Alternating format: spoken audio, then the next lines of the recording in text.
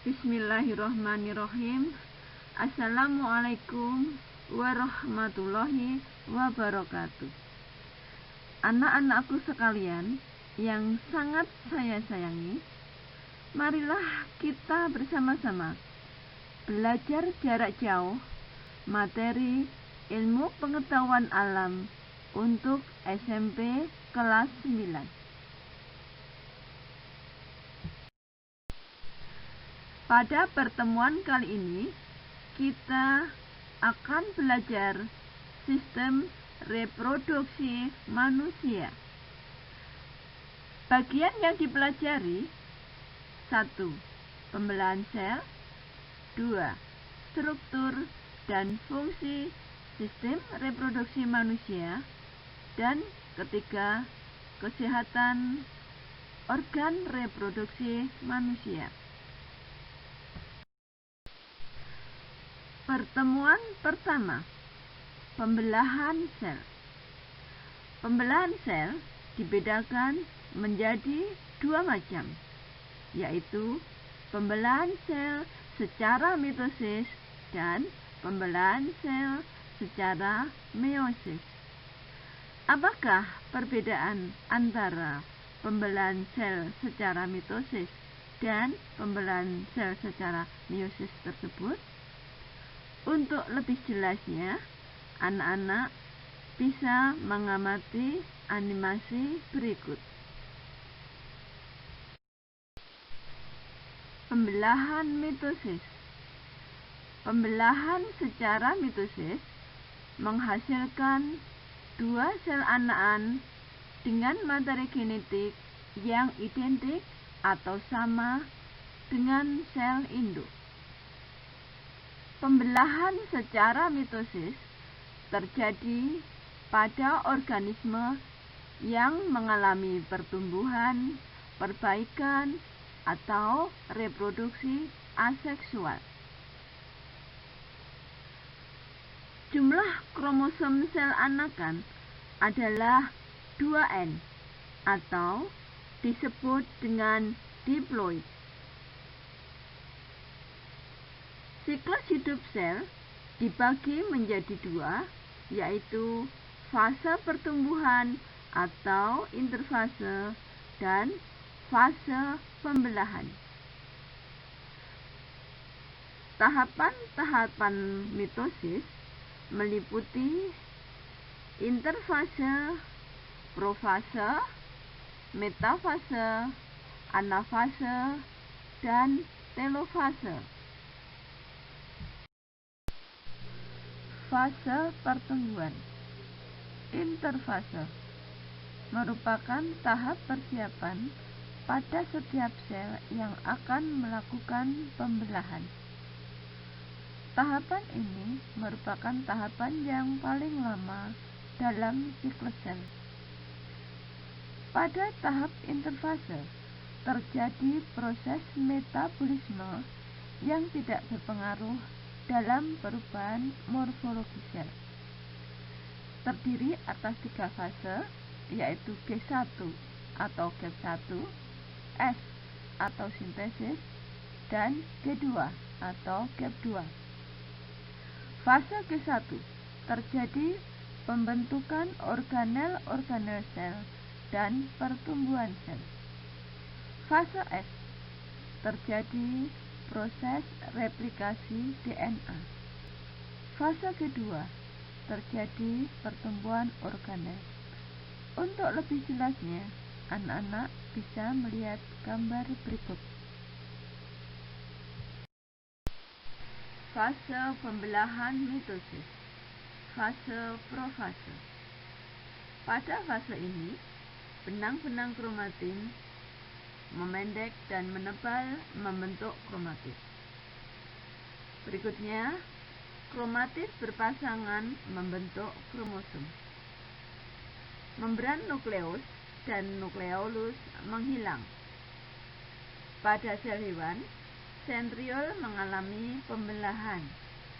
Sentriol tersebut memisah menuju kutub yang berlawanan. Benang spindle mulai mengatur diri sedemikian rupa sehingga menyerupai bentuk pancaran atau aster. Untuk lebih jelasnya, anak-anak bisa mengamati animasi di samping. Fase metafase. Pada fase ini terbentuk benang spindel kromosom yang terlihat semakin jelas. Kromosom berada di daerah ekuator sel.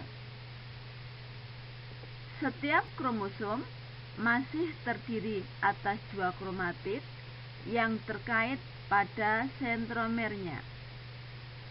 Pada setiap sentromer ada 2 kinetokor yang masing-masing dikaitkan dengan benang spindel. Lihat animasi di samping. Fase anafase. Pada fase ini, benang-benang spindel memendek. Kromatid menuju kutub yang berlawanan.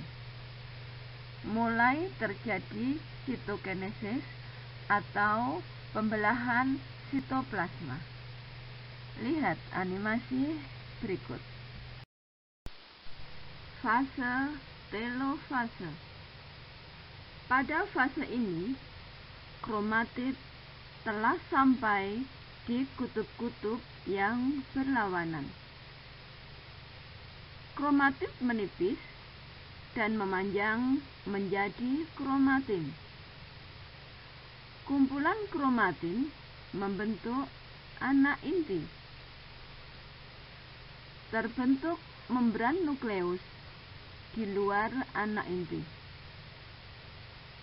Sitokinesis selesai, terbentuk 2 sel anakan. Pembelahan meiosis. Pembelahan meiosis menghasilkan sel anakan dengan jumlah kromosom setengah dari jumlah kromosom sel induk. Pembelahan meiosis bertujuan untuk berkembang biak secara seksual, yaitu dalam proses pembentukan gamet atau gametogenesis. Meiosis mengalami pembelahan inti 2 kali, sehingga 1 sel diploid atau 2N akan menghasilkan 4 sel haploid atau N.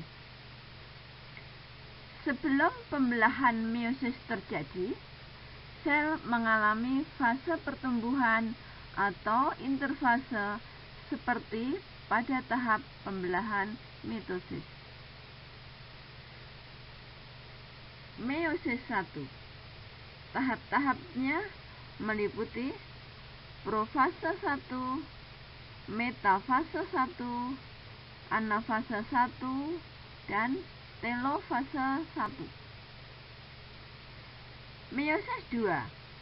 Tahapannya meliputi profase 2, metafase 2, anafase 2, dan telofase 2. Fase pembelahan meiosis 1.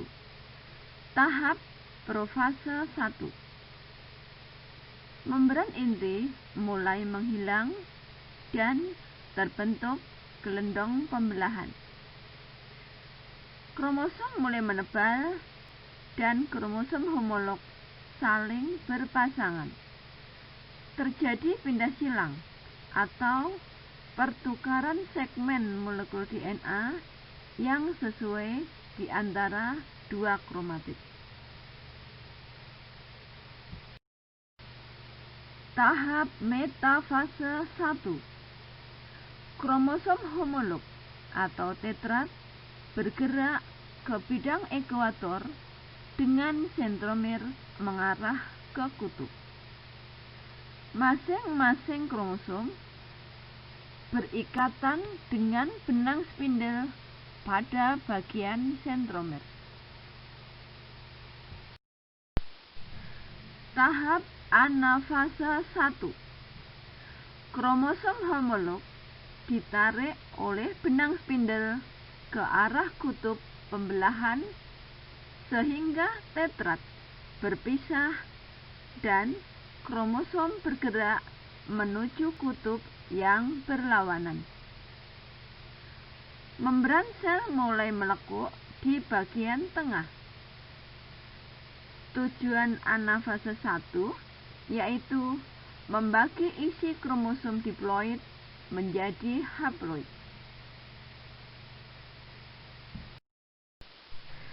Tahap telofase 1.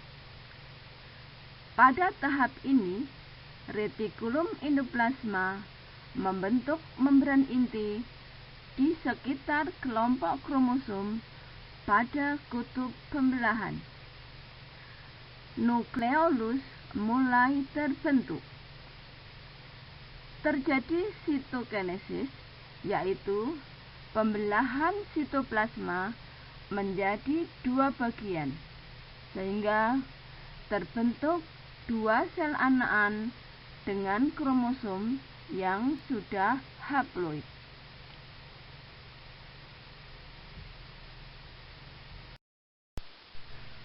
Fase pembelahan meiosis 2. Tahap profase 2. Membran nukleus dan nukleolus mulai menghilang kembali. Sentrosom membelah dan sepasang sentriol memisah menuju kutub-kutub yang berlawanan, dan di antara keduanya muncul benang spindel yang memancar dari kedua sentriol. Waktu ini lebih singkat dibanding tahap lainnya. Tahap metafase 2. Setiap kromosom haploid, yaitu yang berisi dua kromatid, tertarik ke bidang ekuator. Terbentuk benang-benang spindel.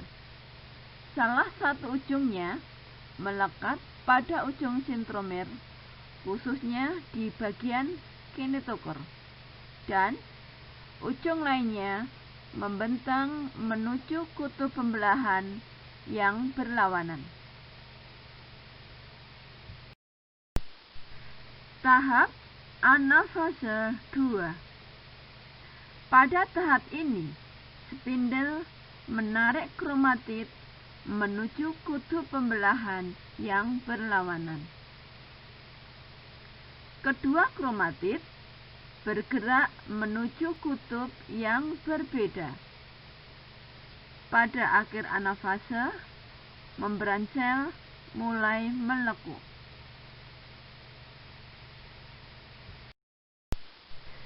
Tahap telofase 2. Pada tahap ini, kromatid di kutub berubah menjadi benang-benang kromatin.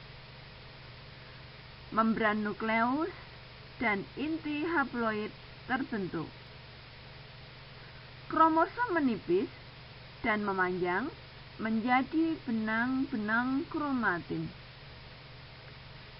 Terjadi sitokinesis sehingga terbentuk 4 sel anakan haploid.